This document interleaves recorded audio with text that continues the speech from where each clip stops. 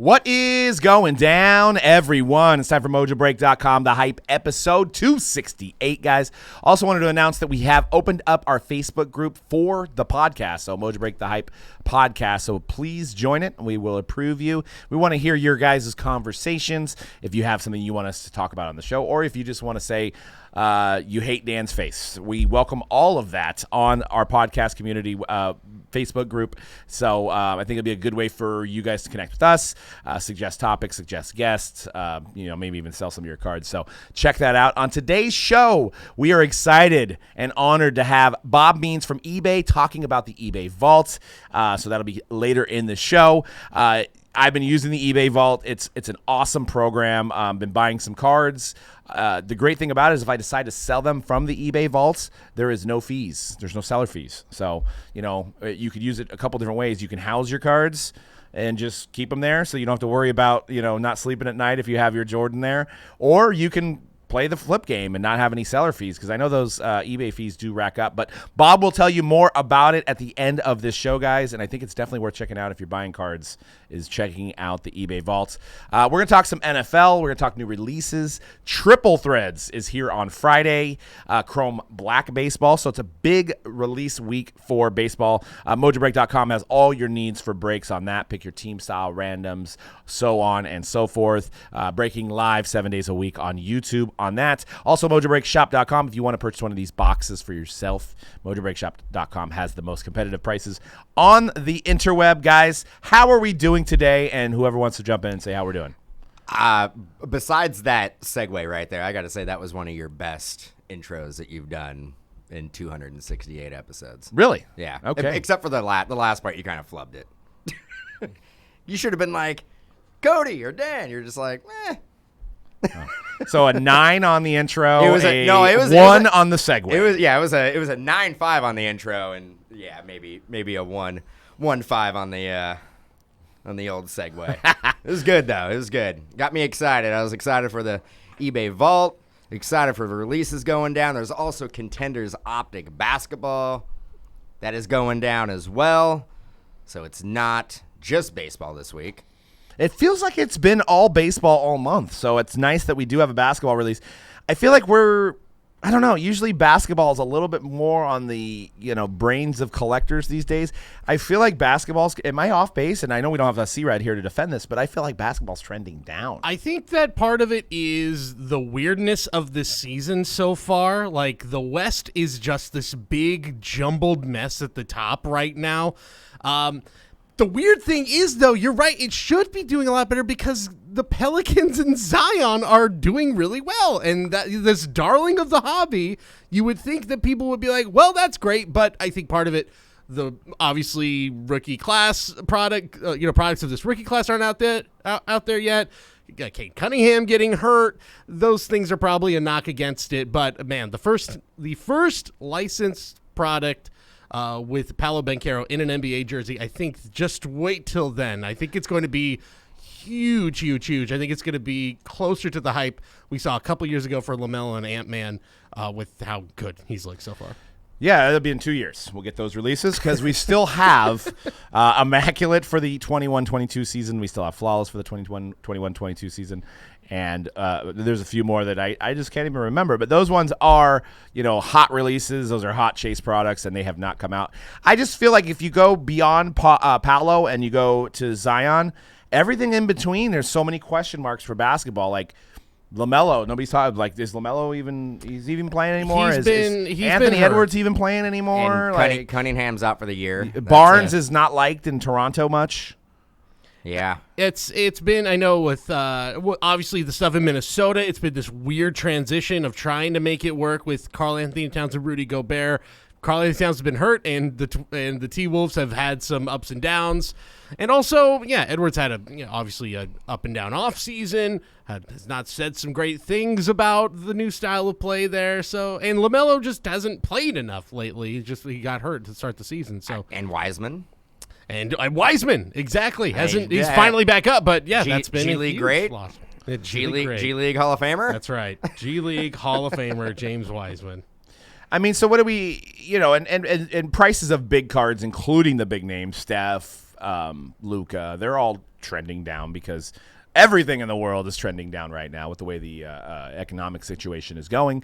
I mean, what do you think basketball collectors, how do they navigate? Is it time to buy? Is it time to sell? I mean, I have some cards that I'm like, if it's not Zion, I mean, I think you should buy Zion or maybe stash away some of the Zion products that are out there. But like, I think those 2 years in between, and I mean, face it, Paolo Banchero, I mean, the Magic are going to make the playoffs, which they should. They've been building for 5 years. I mean, they should be the 8th seed, if not better this year, and they're not. Like how Doug has a real strong opinion about his Magic. I'm not a Magic fan. No, you're a diehard Magic fan. 12 years ago I was. Yeah. No, well, so we're almost approaching like half my life I haven't been a Magic fan. You know what they say. I mean, you never go back, or you never go forward. You always go back. No, I mean, I was a Penny, a Shaq, and a Dwight Howard fan, and we'll say that. And then I realized I can't see my team on TV. They're on the East Coast. No, you can. You can. Not really. NBA League Pass. Well, that wasn't around when I switched. Well, it is now. Yeah, so. it's a good deal. I want to say it's like, it was like $99 beginning of the year. Now it's probably like $60. It's a good deal. I think it's a good story that I went back to my hometown team and appreciated their brand of basketball rather than liking a team on the East Coast. I guess it's just coincidence that they got real good when you started liking them. They were losing playoff games. It was 2011. They were in the playoffs. They were the 20 years that they didn't make the playoffs. Look, so happens you're a Magic fan. They were my second team. If you can't talk to me about O'Donnell, Foyle, and Troy Murphy, I can. Todd Fuller. I mean, I was there with you guys. I was there with you guys at Spirit. They were my second team. Yeah, but I was facing Bonzi Wells. Bonzi Wells. I do think, the fact that, like, we expected Detroit to have a big come-up. They're the worst team in basketball, arguably. The Magic are right by them. Charlotte's also off to a really bad start again without LaMelo. Yeah, it's kind of like a perfect mix of, like, no one – like there's just so much to still be decided with this NBA season, even if Paolo's having a great year.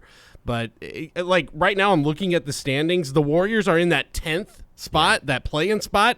They're only 4.5 games out of the number 1 spot in the entire Western Conference now. Why are they in 10th place? What's going on? Not nearly as much depth as last year. They should have ponied up, and they should have kept GP, I remember watching GP2. the opening game of the Damian season Lee? against the Lakers, and I'm like, unstoppable. the Warriors are not going to lose a game. Yeah. They're going to just basically win out. The funny thing is that they looked so deep. Their bench looked so good that game, in just the dramatic drop off since game 1. Well, I think you're seeing the inexperience that I'm not saying that it's not going to get fixed, but Kuminga's a little raw, is making mistakes. You've got Jordan Poole, even though he's been in the league now for 3-4 years, he's making mistakes too. So I think where you had guys like Otto Porter, you had guys like GP2 that were seasoned kind of veteran role players that weren't necessarily making mistakes. I think you're seeing a lot of mistakes, and trying to fit in Wiseman just didn't work out, and sending him down. So there's some growing pains. I think the Warriors are obviously still going to make the playoffs, and they're going to make a deep run. They'll figure it out. But back to my Magic fandom. I want to point out how many championships did the Magic win when I was a Magic fan? 0. Exactly. So 95, there was a heartbreaker with the Rockets. Did you affect that?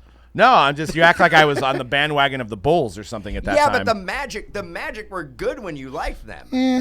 They were good. They were a lot. I mean, you were not the only one who was like a basketball fan that gravitated towards the Magic.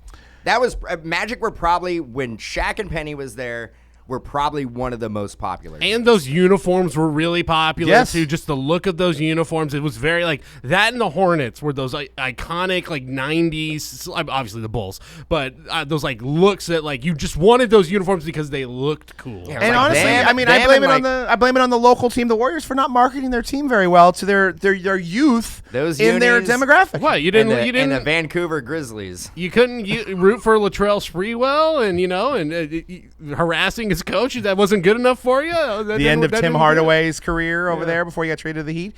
I mean, Shaq was on Blue Chips, one of my favorite movies of all time with Nick Nolte.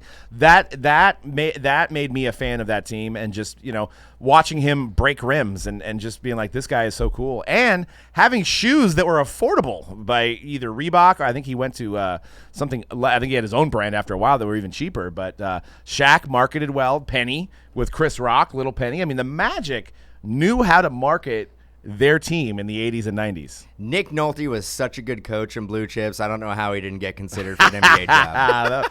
Such a great movie. Such a great movie. I got to throw this out. I'm looking at NBA stats right now, and again, weird season so far. To kind of give you a feeling of how weird, here are the top. Let me give you 4 of the top 5 scorers in the league right now. Number 1 is Joel Embiid. Number 2 is Luka Doncic. Number 4 is Giannis. Number 5 is Jason Tatum. Pretty much sounds about right.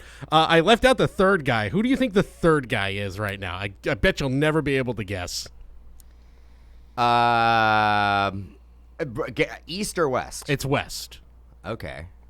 Not Zion. Shea Gilgeous-Alexander. Yes, it is. Shea Gilgeous-Alexander at 31.2 points per game is the third. We could wrap this show up. That's it. That is. I am We could wrap shocked. this show up. Shocked. We can just wrap it up. He's having the season of his life. Is he on the Clippers now? You want to know how many basketball games I've watched Thunder? this year? OKC. See, Yeah, he got traded. I don't even know. A few years ago. That's it. That rip on me for not even knowing that. But Want to know how many basketball games I've watched this year? Maybe 2. Still only 24 years old, by the way. I had a conversation. Yeah, I mean, we were talking. I was actually getting a haircut yesterday, and I was talking with my barber about him specifically. Knew he was having a good year. Didn't know exactly it was that good. But didn't Chet Holcomb get drafted by Chet Holmgren? Holmgren? Yep, he got drafted there. He got OKC is building so something. imagine with Shea, and you don't know if Shea Gilgeous will be putting up those type of numbers with Chet there, but imagine how good they would be if their stud rookie was healthy. And Shea Gilgeous, if I remember correctly, 18-19 draft Clippers, right? on the Clippers. So He was that part of adds that Paul George deal. another chase with the Luka products. But that was my point early on. Is like, okay, so there's the diamond in the rough, but like, who do you invest in? Like, I feel like I'm like buying cards of Steph and Kobe and guys like that because I just don't want to take a chance as a basketball collector on the Jalen Greens, on the Cade Cunninghams, on the LaMelos, on these guys. So that's why I feel like we're in a weird period for basketball because 18-19 stuff's too expensive. I mean, even 19-20 stuff with Zion's getting too expensive. So, but you have relatively inexpensive prices between 2021 because that's been trending down and 21-22. I think select basketball is like $400-$500 right now. I also believe that Ja Morant's not having the type of year that people were expecting. It's a good year so far. It's not good. great. It's a good year. He's had some injuries, but he isn't like transcending. He isn't like. I felt like before this season, you could make an argument that he was a top 5 player in the league. You're not really seeing that conversation. You're not seeing him in that conversation right now. Yeah, Right. Early season he slowed down a bit, and there's been injuries as well. But yeah, He has actually kind of been banged up, like Zion. Yep. He's had some injuries throughout his brief career so far, so that has to be a concern with both those guys. Yeah. You look at 1920, and if you've been collecting Zion since 1920, that has been a roller coaster ride. Oh, yeah. I mean, have we seen more peaks and valleys with any singular player in this hobby as Zion Williamson? No. Even the Luka stuff has definitely gone up and gone down, but I think the Luka stuff went up so high that it was like it had to go down at some point, right? Well, he was a victim of the first Pop Report blowout in Yeah. a sense, where everybody was grading every single Luka card they had, and then now you have 20,000 Prism cards. So, but I did want to talk about we're going to talk football. Well, actually, we'll just call it the Brock Purdy segment. We're going to talk Brock Purdy coming up, but I wanted to get into Talking Brock, we're talking Baker. Because Baker's back, baby. Boy, who would have thought that the hobby heroes right now, Shea Gilgeous-Alexander and Brock Purdy, like we all thought, guys. Well, How Baker we predicted Mayfield. it. And Baker Mayfield. Yeah, don't forget Baker That's Mayfield. right. I'm sorry. I forgot Baker. He beat the Raiders at home. I mean, well, it was at the Raiders' home, but He didn't just beat the Raiders though. Like you could make it. It's a pretty embarrassing loss. One of the probably the greatest pro moment of Baker Mayfield's career. which is sad. The man's made the playoffs and had a playoff win. Let's slow it down now. He was on the team for 8 minutes. Basically, who knows how many plays he had. He scored 2 touchdowns in 4 minutes. So you're buying Baker, is what you're saying right now. You're I don't know buying if Baker. I Mayfield. I will say that again, Baker could be a good buy. He could. His prices are low. He is setting himself up, I think. If I mean, it's a big if. The next few weeks is going to show what he's still got. And if he looks like he did last week, then he's setting himself up Well, to probably. there's rumors have a good going payment. around that Stafford may retire. Wow. There's and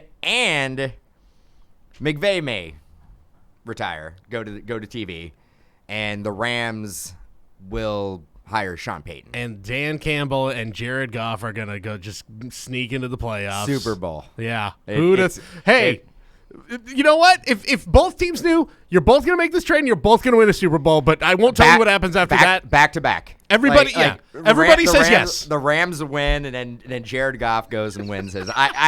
I mean, That would be hilarious. It would be pretty funny. Yeah, but they're not going to beat the Niners. So that's besides the point. They're not going to get through the San Francisco 49ers, which is arguably the greatest defense we've ever seen in the history of football. So, just saying it. Is there any team that's All run right. 6 in a row in the league? Writing There's one down team. just wild, There's heinous things one- being said. Baker Mayfield by best defense in the history of football, the 49ers. Well, one's Got it? more legitimate. Baker Mayfield is on a 3 and what? You guys 3-8, maybe 4-8 now, 4-8 team. So there's not a lot of talks about the playoffs for Baker this year. Maybe next year. 4-9. 4-9. Yeah, it's not Yeah. gonna. I don't think it's getting you in the playoffs. Oh, actually, there is. Well, I mean, you want to break it down. There is a path for the Rams to get to the playoffs. Insert Jim Carrey. There- You're saying there's a chance. There is a path. I mean, whatever. I just want to finish the season being competitive. The Niners are going to win that division. You're damn right they are. It is going to be very, and I'm not being a Niner hater. It is going to be very difficult to have a playoff run with a rookie quarterback who has played 2 games.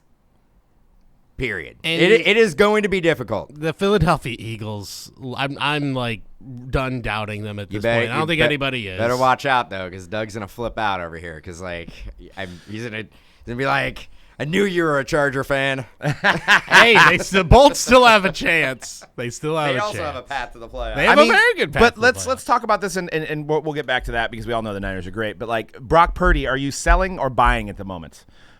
You gotta sell, right? You have to. I mean, $20 card, but 4 weeks ago to maybe a $600 card. Man, if he has a long, if it does happen, He's guaranteed. I mean, he's pretty much guaranteed at this point beyond a tragedy of making the playoffs. but you don't know. You don't know the inner workings of the 49ers. You don't know if they're like, hey, if Garoppolo's healthy, we're going. Garoppolo gives us a better chance to win. We're going Garoppolo. I mean, it will be. Niner fans won't know what to do because there's a lot of Garoppolo fans out there that would be celebrating. There's apparently a ton of Brock Purdy fans now that would be devastated. And there's somewhere in the middle, there's probably some Trey Lance fans saying, I heard that he might come back this year. Well, if you have Trey Lance cards right now, your starfish is definitely winking. But I would like to point out that who was the guy last week that you guys all laughed at? That all of you guys sat here laughed at me about Brock Purdy. Who's laughing now? That's all I want to know. All I want to know. You got to pat yourself on the back. When I should be a scout. I should be a scout. It sounds like you're patting yourself on the back. Oh, I am because you guys actually laughed. doesn't You laughed sound at like me. it. I think we actually have footage. You can run it back. The only thing I said 3 touchdowns and 400 yards. He didn't have 400 yards. 400 yards. 400. He didn't need to play in the second half. Sniff 400. I actually don't. He didn't need to play in the second half. He was below 200 yards. Yeah, because they were up 35-7. No, he had over 200. No, I don't think so. I think he had It's like a pretty buck close. 86 or something. They got it. I don't think he had 200 yards. I mean, he looked good. He could make some throws. He can make some throws that I don't think Jimmy Garoppolo could make, which I don't know if it says a lot about Brock Purdy or it says some pretty bad stuff about Jimmy Garoppolo. 185 yards. 100, man, You're right. I was one off. Like what? I think I had my Wheaties today. Might have. I think I. You've been. And I had a You've been- huge. I had you've a been- big ass coffee too, so I'm like, Here, I'm ready. You want to do your Baker impression here? You want to do? Let me just Yeah, we get a headbutt there. Yeah. That is a bad move. That Baker shouldn't do that. No. gain brain cells doing that? Yeah, it's not good. You never. I mean, I'm expecting him to go out there and just be like, I don't play with the helmet anymore. Yeah. I think that last week we were saying like, yeah, you got to sell. Well, I was like, sell right now for Purdy. Obviously, sounds like that was a bad move because I think the highest card we had last year was like last week was just over $900. This week, $50,000. there is a Brock Purdy NT RPA number to 10 that just sold for just about $3,400. Okay, yeah, and then pump the brakes on that. And I know that is a collegiate product. Correct. That is that. So still it is sell because everything right now is all collegiate. I was going to point that out. Not as high end. If we had NT and contenders out and people had those cards or Prism, I would say it's a strong hold because, like you just said last year, because in your mind you're thinking this guy's probably played for 3 years. That's how good he's looked. It's also that's why you skipped on a year on what you were saying because he looks so seasoned. It's almost unbelievable. Well, it blows my mind that we are week 13 and have we had? I mean, how many pro uni like products have we had? It's certified, I believe he's in black, but he's also in a like practice uni, I think, in those because let's be honest, he's not a rookie premier guy. We are, when it comes to releases in the football like calendar, we're like 5 minutes into the first quarter. Pretty much. We have a long way to go. Products coming out. Long way to go. And you know what? It might benefit Brock Purdy collectors because they may be able to pivot to get him into more products now. I can't believe we are on an episode and you just said Brock Purdy collectors. Well, that is a thing. But you know what's great about the story, guys? I mean, this is a true underdog story. The Niners have now become an underdog because they have a guy who is Mr. Irrelevant. They have a guy he wasn't supposed to make the team out of training camp. He was the 4th quarterback. Mr. Irrelevance don't make the team. He made the team. He beat out Sudfeld, and then he's number 2 because Jimmy's in limbo. And then he basically 2 injuries happen. This guy's playing, and he gets the torch passed from Tom Brady. Like, literally, that was a pass to the torch moment. Like, you're the next guy. Here you go. Like, here is the torch. Whoa. Did you just literally say, like, Tom Brady was like, you're taking the reins. You will be the next GOAT. I mean, you know, if I had after he has. I mean, let's be honest. He's had maybe 30 pass attempts in his career, and we're like, this is it. Yeah, I mean, it's Donruss Elite passing the torch. It should be Brady one side, Purdy the other side. He is. I'll mention it. You know, and this is a great stat for him. He's the first Niner quarterback since 2008 to have 2 passing touchdowns, no interceptions, and a rushing touchdown in a game. That's amazing. You know who the last guy was to do that? Jeff Garcia. Sean Hill.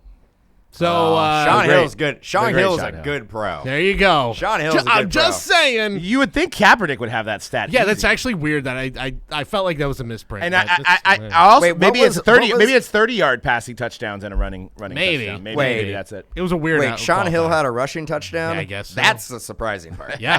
Look, you know what this is? Cleats. You know what? If you were to look at the 2022 QB class for collectors this year, it's literally it's weird to talk about a meme on an audio podcast, but I'm going to do it. It's the meme of the guy holding his hands with his girlfriend, looking at the other person. That's Brock Purdy, and he's holding hands with, Kenny Pickett, Matt Corral, Malik Willis. It's like, I don't know.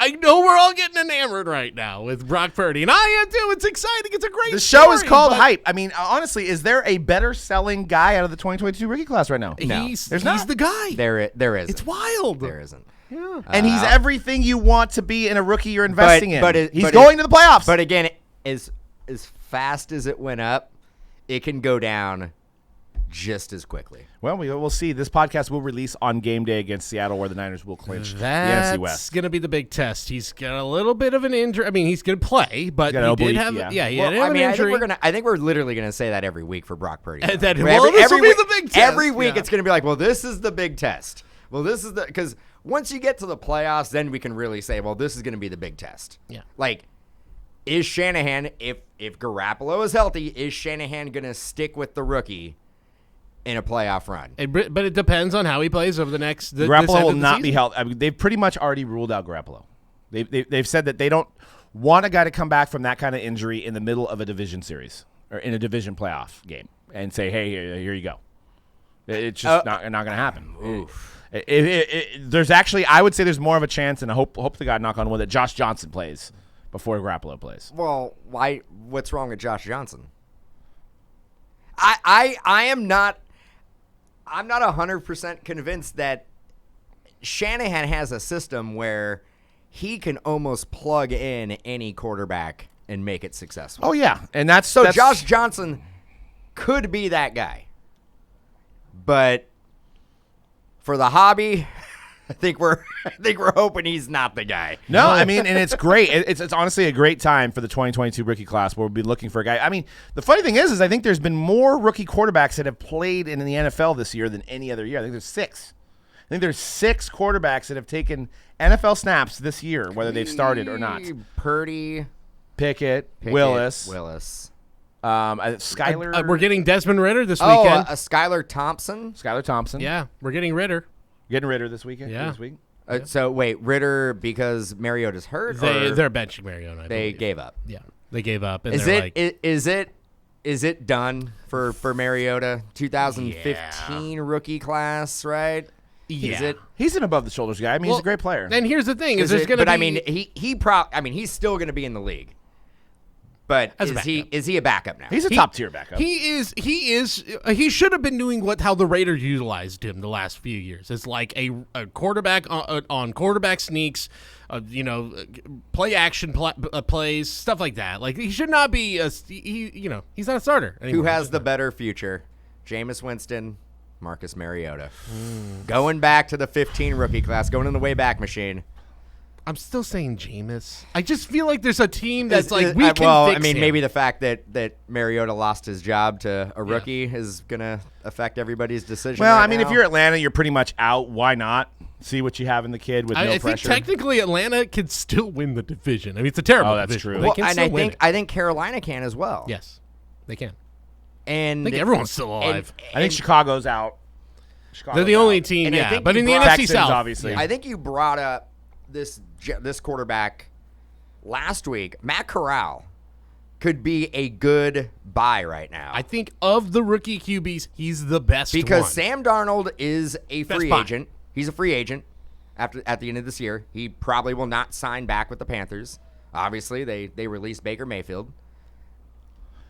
Matt Corral is going to get an opportunity to play, at least win the job at a training camp. I've been hyping the 2022 rookie class.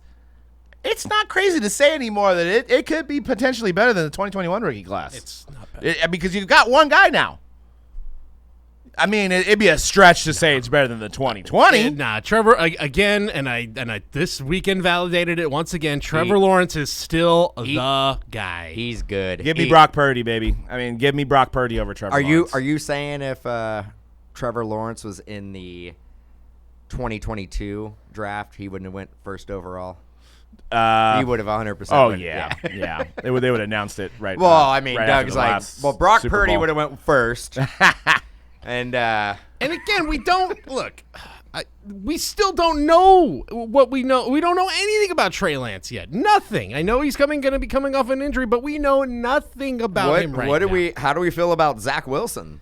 I never liked him that much to begin with, but I'm not. Good thing Conrad's I mean, the one concern with Trey Lance, I mean, he's going to be there next year, whether he be a backup or he's going to be the starter, is can't be a backup. I'm not convinced if he's not starting. I'm not convinced he's on the team. He can't. But here's the issue. You cannot give up the draft capital that they gave up, and you have to recoup. They either have to move on from him and just like wipe the slate clean and pretend like it didn't happen and be like that was a terrible trade. You cannot have that guy be a backup to the guy you drafted in the 7th round. But here's the issue from what I've seen, and I know it's a small sample size. And I was so off of Jimmy Garoppolo's skill level that I was very hopeful for Lance. But you see the games that Lance played in, and I know Chicago was a rainy game, but like it seemed like the playbook was stripped down, like he could not learn the playbook. Brock Purdy gets in there, full playbook. He's running different routes. He's got, it's like, so is it a question of Lance's ability to get that scheme? Then okay, but the Niners had to know this before they drafted Trey Lance. You're telling me that obviously they got lucky with Brock Purdy.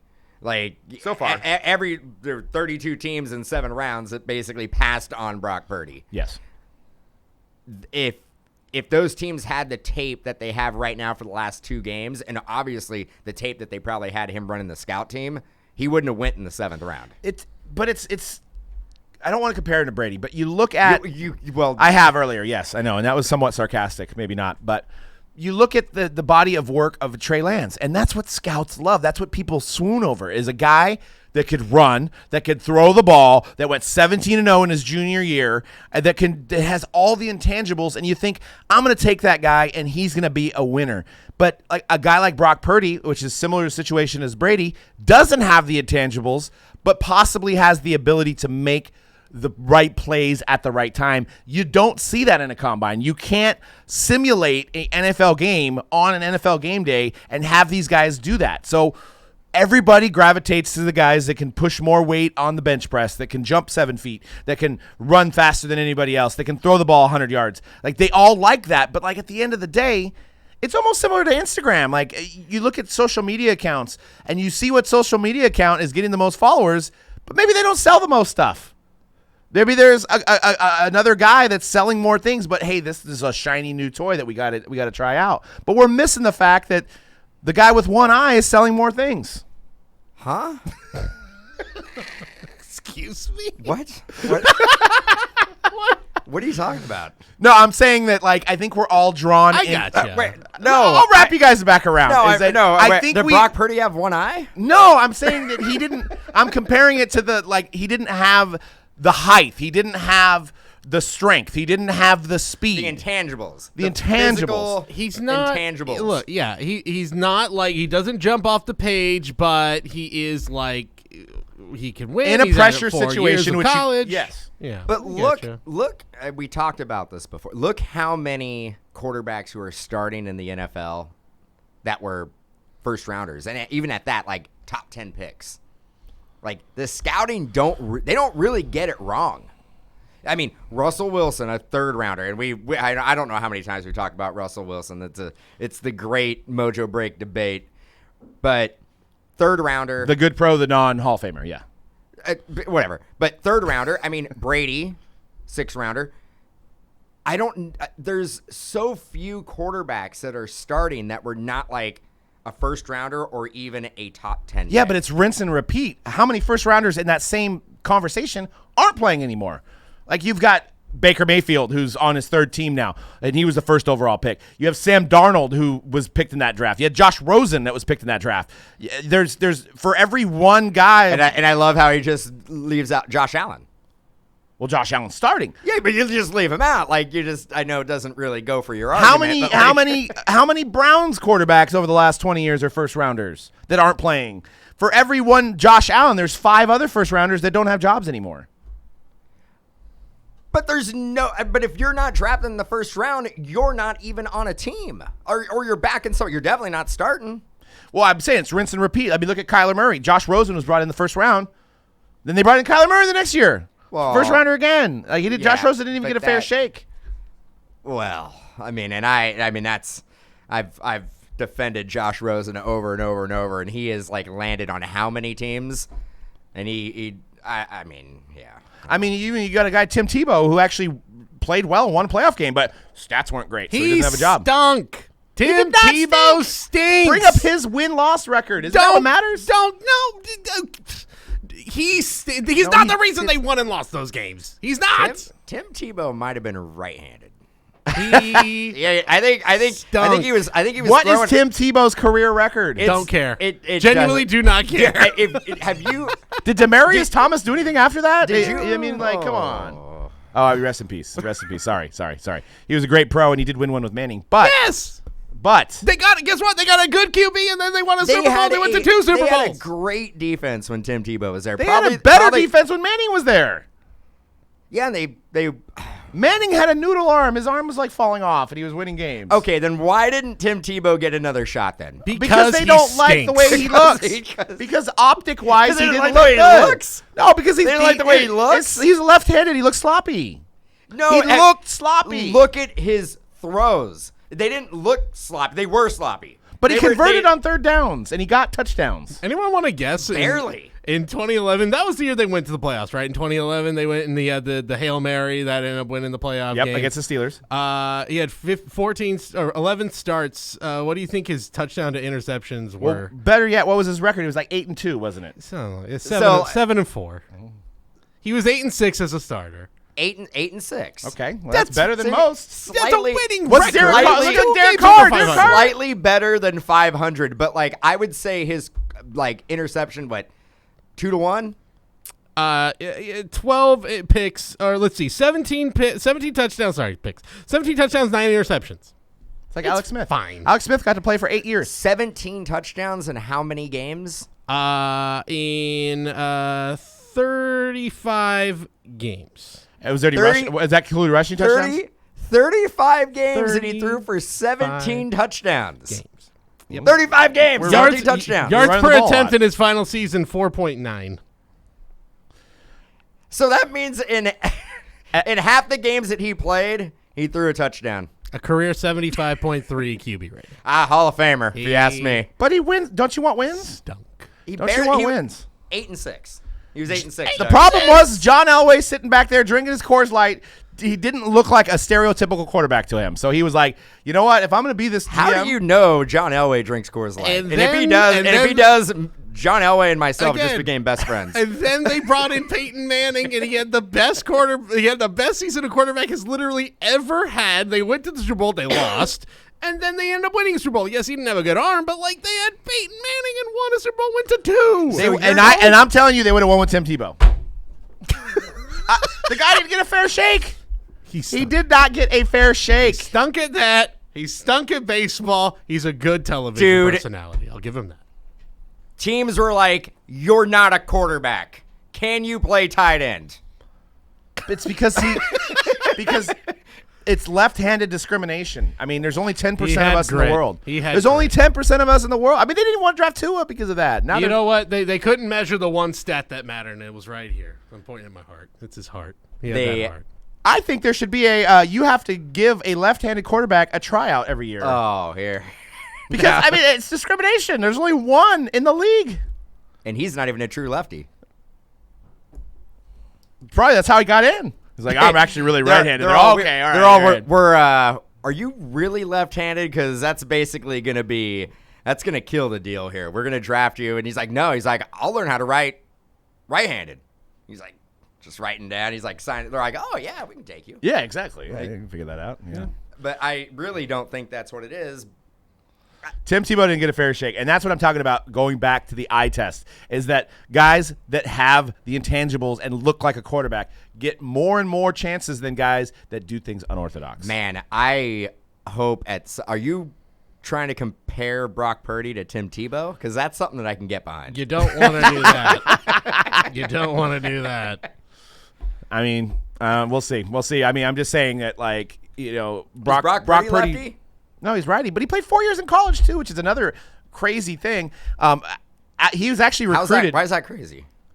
Because I mean, it gives played- you more seasoned. You're more of a seasoned player to be drafted in the 7th rounder. I just like to No, play I mean, that I in the could seventh round. I could guarantee you his junior year, if somebody was like, hey, you're probably going to go in the 2nd round, he would have been like, yeah, I'm not going back for my senior year. Look, I know this conversation's got all off the rails, and we're talking Yeah, I Tim mean, I Tebow actually now, don't even know.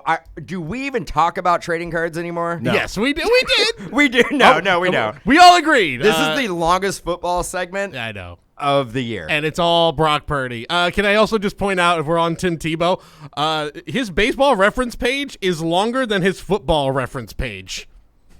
Just like to point that out. Well, I mean, they did the guy wrong. He had to change sports because he got exiled. Thank you, John Elway. Did he pass the eye test in baseball?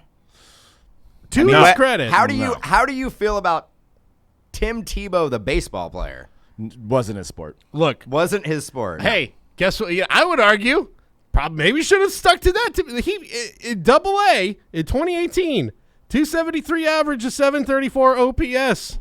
He could have done that. Maybe it would have been better. And I remember Giants call him up. The Mets Get were him. the Mets were not great. There was rumors They were going to that call him Tim up. Tebow was going to get called up. He was only there for a few years when the Mets were not doing well, just so they could get him in spring training and they could get butts in the seats at spring training. That's the only reason they had him on the team. Well, I think we've talked about nonsense for the last 20 minutes. We should get into this very important interview so you guys can learn about the eBay vault, start using the eBay vault. But without further ado, here is our interview with Bob Means. Hey everybody, thanks so much for watching The Hype. Before we get back to the action, we want to let you know about the brand new eBay Vault. Now, why vault your cards with the original marketplace? Well, that's because the eBay Vault isn't just a way to protect what you collect, it's a new way to trade. Not only have your cards never been safer thanks to their secure, climate-controlled facility, but you're also locking in real savings. You pay no sales tax when you ship to or transact within the vault, and there are no storage fees for 2 years. Just imagine what you can do with all that money that you're saving. And with the eBay Vault's seamless in-app experience, you can track, buy, and sell your cards in real time. From listing your cards in seconds with eBay Collection to tracking trends with the eBay Price Guide, managing your collection is more seamless than ever before. The eBay Vault. Buy, sell, secure. What is up, everybody? We are here for another Mojo Sessions. We've got Bob Means from eBay, and we're going to talk eBay Vault. I actually just started using it about a month ago myself, and I'm very excited to talk about this with Bob. How you doing today, Bob? I'm doing great, thank you. So let's get right into the vault, because I know collectors are trying to figure out where to, put their cards. So give us a generic overview of the eBay Vault. Yeah, let me tell you about the basics of the vault. So any card above $250 that's been graded by the big four, SGC, CGC, Beckett, and PSA, is a vault eligible card. What would happen is while you're checking out, you'll see a thing that says send to the vault. If you're not enrolled in the vault, that would trigger an enrollment process, which helps us have a second layer of security to protect your card. And then you can send it to the vault. And once it's in the vault, the security is there, temp control, humidity control. It's an incredibly secure place to keep your card. The goal here is that you keep it there until such a time that you decide that you want to sell it. And if you sell it, there's no selling fees. And I think that people are slowly starting to realize this, which is kind of amazing. Mm-hmm. But that's in a very high level. That's the goal. The vault can also help you build your collection and save on some sales tax because it's in a sales tax free state. So here in California, if I want to keep all my cards in the vault, it's going to save me a little bit of money. And then again, the most important thing is when it comes time to sell, I have a zero final value fee. So I'm going to sell it, and then eBay is going to take care of all the fulfillment as well. So if we're shipping it out, then that will be taken care of as well. And it's also a final sale too. So, if I've got a card and it's been sitting in the vault for 6 months, and then I decide, I'm ready to sell this to free up some cash so I can go get another card. It's a very hands-free process. I accept an offer, or I can run it as an auction, or I can lower my price to a best offer, whatever I want to do to get it to move the card. And that's all going to happen, be very seamless, and be taken care of by eBay. All the cards still go through the authenticity guarantee program. So we know that anything that has gone into the vault is a legit card and has been authenticated as in it to be sitting in an authentic case. And ultimately we just see people that are getting to a point where owning a card in a digital sense, though you have the physical ownership of the card, is something that people are getting more and more comfortable with. Yep. I think there's a couple things that are driving that. One can be cards falling out of your closet and out of your attic and out of your, out of every drawer you have. Mm-hmm. And you're realizing that, I need to find another way of storing some of these things. But I just think the other thing is we're just getting more and more used to having ownership of things that are in a digital space. Yeah. And long term, what we see happening here is there's going to be people who are going to be adding to their collection and never physically taking possession of the card. And then the last thing is kind of, I guess, more than a basic overview. The other thing that I love about that is what I've seen in my time here is one of the scariest parts of any transaction is that shipment. Yeah. Things seem to go sideways once that's out there in the logistics network of shipping. No matter who you're doing your shipping with, that's when just the crazy things happen. And, mm-hmm. if you've got a $1,000 card, and it's bumping around on some dirt road in the back of a mail truck, that's super scary. And so those are some of the things that keeping your assets in a safe location and then just letting them trade as necessary is, I think it's going to be something that people get really used to as part of the hobby. Yeah, and I agree. I bought a Shohei Ohtani refractor PSA 10, and my goal with that one is it's in the off season, so he starts playing MVP level again. I can easily, with a click of a button, put it back up for sale. And then also, you brought up a great point, because sometimes, I have a business of cards, and I can't sleep at night because I'm thinking about, hey, is somebody going to break into my, steal my cards, where you guys have a much more secure vault. Also, you brought up a good point of things falling out of drawers. I think my wife, likes the space where my cards are in the house. So they'd much rather find another home for those. But it seems to be, really easy to use. I've bought in a couple cards, and I also don't have to wait to make sure it comes in. Like you said, sometimes you have to videotape it coming in and make sure it's in the condition that it's in. You guys are doing all that for everyone. So we're doing that SNAD check for you, making sure that it's the card that you said, it's the same serial number that you thought you bought. All of that security is being taken care of. We know how important that is to everyone. It's important to me. It's important to you. We're all part of the hobby. We're all hearing the exact same stories from everybody. So it makes it easier to understand what we have to build into our process to make sure that people are going to be comfortable with these things. I love the fact that you got a show. I think there's a point where some of these cards are getting to the point where you just can't leave them on your desk as a cool display, right? They're becoming so valuable as alternative assets that they need to be treated as assets, not, there's always going to be these cards that people have that mean a lot to them and don't necessarily have huge financial value. Some of my favorite cards have no value attached to them at all, besides my emotional attachment. And that's cool. Like, I can have those out. And those are great conversation starters, and people come by and they see them. We're at a dinner party, we're hosting dinners. People come by, they see them, and I tell them the story. Wonderful. That's a great part of collecting.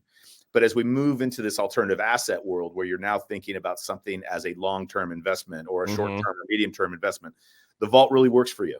And then the last thing, like you said, if it's just pure storage, it's pure storage. That's going to work for you as well. Yeah. And that's one of the things that drew me to it. And it was super easy. I literally clicked the button to send it to it. And then immediately, I think it was within 5 seconds, I actually went to my eBay vault on my app, and it already showed in there. Yeah. So, it was like, wow, this is awesome. And then there's some statistics and how much you've spent, and that's all good data.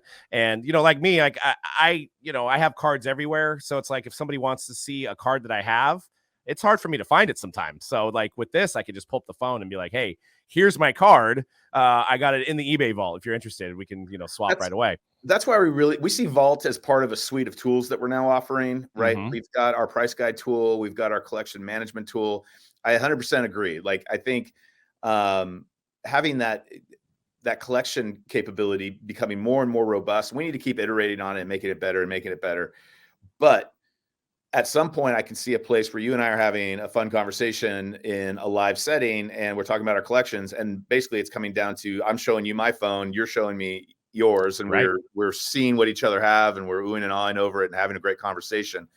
And then from there, we could actually trade. Like, if those cards were in the vault, you start to create in the world of like, oh, well, let's go. I'll sell this to you. You sell that to me. Here we go. And it starts to move in that way. I agree. I also think a lot of people are trying to figure out how to think about their collection in one place. Yep. And, the collection manager is a great tool for that, because if it's physically at our vault, or if it's physically in your house, it will be in your collection, and you can know what to do with it from that point. And also the collection manager, we're going to build in the capability of just creating a listing from it. So should you have something physically in your house, then you can easily also get that up on eBay as well. Nice. Wow, that's great. And what makes the vault stand out from its competitors? There's quite a few vaults out there. You're exactly right. And the number one thing that I say is we're eBay, SEC regulated company, very, very large. We have the capability of making sure that the security is top notch on every single level, and we're not going to just disappear. Right. Unfortunately, in the market, we've already seen some smaller companies that were, got built in the last year, are sort of evaporating, and some of them are holding inventory of other people, and that's not going to happen to eBay. Your inventory is going to be safe. It's an asset under management. It's literally the way we're thinking about it. It's an asset under our management, and so we have a fiduciary responsibility to make sure that it's taken care of. So I like to think that the number one thing you're getting, the number one difference is just the wholehearted support of eBay Inc.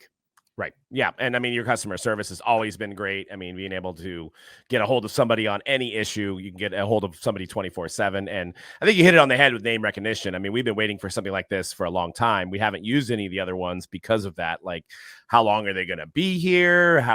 What history do they have? I mean, you guys are one of the top websites in the world. So, I mean, everybody knows the name. It's synonymous with Coca-Cola, Pepsi. When you think of an auction, you think of a website for trading cards, you think of eBay. So I think that's a great point of just knowing the background, knowing the name, and feeling comfortable that if you're buying something that this company's not going to go away anytime soon. So, I appreciate that. And again, there are people that the vault is their business. And there are people that have a vault as a supplemental piece of another part of their business. Mm-hmm. We're really looking at the vault as a component of a greater business, as part of our trading card business at eBay. And then, we also are seeing it as, like, I personally see it as something that can expand as well. So that's, this is not a it's not a random idea that we're going to run with and see what happens. Like, this is an important strategic pillar of how we're going to grow our collectible business here at eBay. Yeah. Now, you mentioned trade. So that is something that is going to be in the future, where I can trade my card with another eBay Vault user and it'll just happen? Or is there's like certain procedures that have to be done to do something like that? So this is this is when my job is a lot of fun. When I get to just think about what the future needs to be. Mm-hmm. These are the kind of things that I want to see. I want to see the ability for you to, especially if you have things in the vault, like a hands-free transaction, so to speak. Right. I think these are the kind of things that would do nothing but enhance the hobby. They're not on, that kind of activity is not on our roadmap right now. But those are the things that you naturally can imagine an iterative process to get to. Yeah, I mean, we've always thought about how could this happen. Everybody's like, how can we trade? How can you trade? And you always you need a middle person to kind of handle the trade. Well, if a middle person has both cards in hand, then it's something that's definitely a possibility. Well, one of my favorite things that I've seen as part of the hobby are trade nights. Yeah, and on a Wednesday night at the National or whatever, and everyone's gathering in a hotel lobby and bringing their cases of all of their cards, and there's an eagerness to make a different type of transaction. And so I think that that's something that's just, it's a great environment. It's a fun environment. And I think it's an important thing. It's an important component of the hobby. So yeah, it's of high interest to us to figure out how to be a part of that. Yeah, I mean, I'm just my brain is just going right now because not everybody can make the National, but if you could have a virtual trade night on eBay Live, I mean, there's just imagine the possibilities of what could happen. So hopefully something similar or is down the pipeline. But I think we've been looking for that element as far as collectors that can't make it to events, or maybe there's not an event. Maybe you're in a small town, you're not able to go to somewhere. That's the other thing to think about. So eBay, when we started, what was amazing about it was we opened up someone who lives in a corner of North Dakota and is a huge Spider-Man fan, but can't get Spider-Man comics. Right now, that person was able to get it from all over the place. And then conversely, sellers, maybe you've got a small store that has the radius of, a car ride. Well, now suddenly you had a domestic and international audience that you could reach out to. And so that was great. That was what built eBay. That's what we were created on, was connecting people. But the hobbies and the various businesses out there have moved and progressed. And so we've got to think about, okay, what's next for that then? And again, I think the vault is just going to be a fun part of that progression. Now, you mentioned Spider-Man, which leads me to my next question. Is the vault planning to expand to other collectibles other than trading cards? we have to learn. We have to learn about trading cards and use trading cards to better understand the vault. But yes, I mean, it's not planned, but we were just in Art Basel, which is an art show, and we were explaining trading cards as an alternative asset to people, and they got it. And the immediate question was, well, what about art? What about all of these things that storage is necessary as a long-term investment are super interesting for us to think about. Yeah, 100%. Yeah, I mean, it's, you got records, you got video games, there's just so many different collectibles out there that would be very fun to put some of that stuff in there. I guess size depending, right? You can't just start housing cars, but certain things. I don't think we want to get into housing people's Lamborghini collections. That could sure, yeah. But trading cards are great because they're nice and small, and comics and things like this, like they don't take up a ton of square footage. So yeah, I think the future's super exciting. So, and you kind of already touched on this, but maybe we touch on it one more time, is how do people join? The Vault program is live now, and how do people join the Vault program? So again, there's an enrollment process. So if you're looking at a card, and again, it's over the $250. Right now I'm on the hunt for a Holland card. Nice. In the soccer world. And that will be my next Vault purchase. So, but if I were brand new and I purchased that, there will be during checkout an opportunity to send it to the Vault. And if you haven't enrolled, that will trigger that enrollment process for you. It's very, very fast. It's not, it's going to take you an extra 30 seconds to check out. I got a few more questions before I let you go, and we appreciate your time here, Bob. I mean, I think this program, if there is people out there that are looking to kind of get into the game where they hold and they flip, I think this is like one of the best tools I've seen in a while, is being able to kind of get something that you think, like what I did with Shohei Ohtani. It's going to be hard for me to let him go. But, if he comes out and he does what he's doing, it may double, and I could just at the click of a button. So, I mean, there's a great option, especially if you're getting in at the $250 price point, and you buy a few of those. There's that opportunity to get those right on the market as fast as possible, and get them into somebody else's hands with the click of a button on the eBay Vault app. Yeah, I mean, the removal of shipping, it takes a little bit of the cost of doing business out for buyers and for sellers, which is going to be great. I always recommend that people buy people that they love, right? Buy people that you're interested in. But should you're, part of collecting is removing one asset to get another asset, right? Most of us don't have the joy of just adding to their collection. You have to get rid of something to get something else. And, the zero seller fee is going to be really, really supportive of that. If we start seeing anything like the days of Ja Morant shooting 50 points and suddenly, his cards are doubled in value overnight, the Vault will be ready for that. You will be able to move things quickly if necessary. And I do think, I think it'll work for all spectrums of collectors. So whether you're short-term, medium-term, long-term, obviously, I think it's a great place for you to keep the card until you figure out what you're going to do with it. If you decide, a lot of people might decide, what, actually, I want it. I want it back. Sure. There is a withdrawal fee. So if I put something in the card to get it out, there will be a withdrawal fee attached to that. But that's also fine too. There might be a point in time where you make that decision. I'm never going to get rid of that Ohtani card. He's he might get on some historic bender of a batting average and a home runs and pitching, right? And you just like, this is a card I'm going to have to hold on to for the rest of my life. This is going to be a mantle someday, right? He's just that good. You can take it out if you want. In that situation, that's actually the prime reason to like leave it in there and not think about it and just let it just just stew in its appraisal, right? But so whatever the goal here is to hit different needs of different collectors, and I think the Vault's going to be great at it. So, let me just run through this again. So if I was to sell my said Shohei Ohtani card, and let's say, next year I sell it for $700, I get $700. There's no fees attached to that at all? Yeah, you're done. Wow. So that's like, 15-20% savings in a sense, right? I mean, so I know certain people have different levels, but, that's at minimum a 10 to 15% savings. Yeah, the goal here is to have those transactions stay in the vault. I mean, our hope is when you sell it, the person who buys it is leaving it in there as well. And so, yeah, there are some significant savings for the seller with this.